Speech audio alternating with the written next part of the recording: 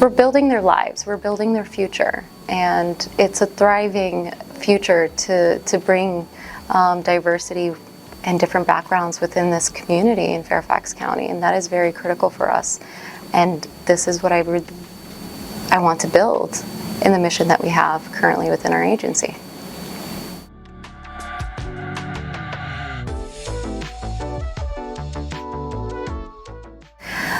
It's important because we are building a vibrant community.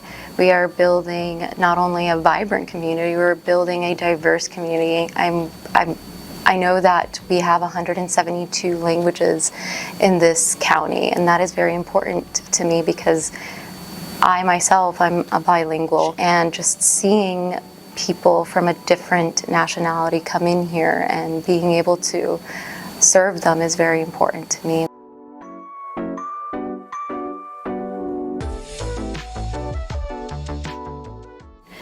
Innovation enables us to adapt to changes and to be able to find ways to serve our community and ultimately leading us to an effective outcome.